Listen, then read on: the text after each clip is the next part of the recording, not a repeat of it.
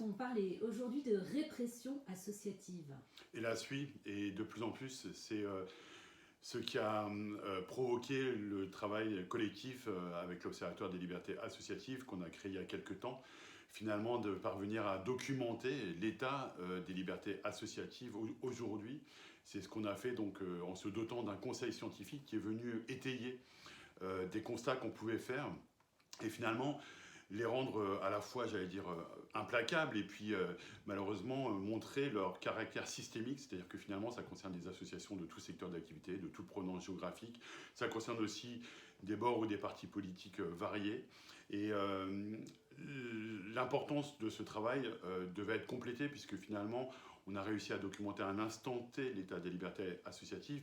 Il manquait une réponse à une question cruciale qui est comment on en est arrivé là, et c'est précisément à cette question que tente de répondre ce petit ouvrage.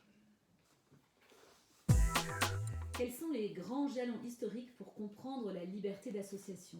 Alors, évidemment, le premier réflexe a été de remonter à la loi de 1901. Sauf qu'en réalité, on ne comprend pas le processus si on ne saisit pas la genèse de la loi de 1901. Et cette genèse nous fait remonter, nous projette 100 ans avant, au moment finalement de la Révolution française et des lendemains immédiats de la Révolution française, notamment 1789 et la loi Le Chapelier qui interdit les regroupements et les corporations.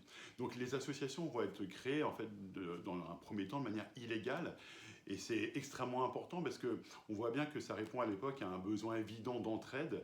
Et c'est cet associationnisme qui, jusqu'à la Révolution aussi importante qu'oubliée de 1848, va créer en fait les ferments d'un nouveau monde et de différents embranchements, puisque cet associationnisme va créer la branche syndicale avec la loi de 1884, la branche mutualiste avec la loi de 1896, les coopératives et évidemment les associations avec la loi de 1901.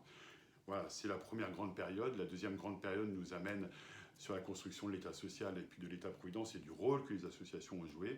Et le dernier chapitre de ce livre concerne finalement les associations à l'heure des néolibéralismes triomphants, et le pluriel est utilisé pour montrer la manière dont ces néolibéralismes tendent de plus en plus vers un autoritarisme.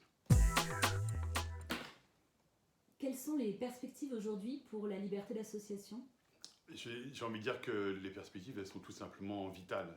C'est-à-dire qu'on est face à ce que Philippe Hénault appelle une double insoutenabilité, c'est-à-dire qu'à la fois, il y a un accroissement insupportable des inégalités sociales, à la fois, il y a la catastrophe écologique, et que cette double insoutenabilité fait qu'il devient illusoire de penser qu'il va y avoir une adhésion massive à ce projet politique. Et donc, la tentation du pouvoir, c'est en quelque sorte de passer en force. Et c'est ce à quoi on assiste dans tous les pans de la société, y compris évidemment le secteur associatif. Alors, à côté de ça, évidemment, les raisons d'espérer sont heureusement nombreuses, et c'est ce qu'on essaye de voir dans la conclusion du livre, en listant 9 perspectives plus une. Et la dernière est particulièrement importante parce qu'elle consiste à dire que les 9 perspectives ne suffisent pas et qu'il faut que collectivement on continue à en définir d'autres. Donc c'est aussi un livre qui est une invitation à se mettre au travail collectif.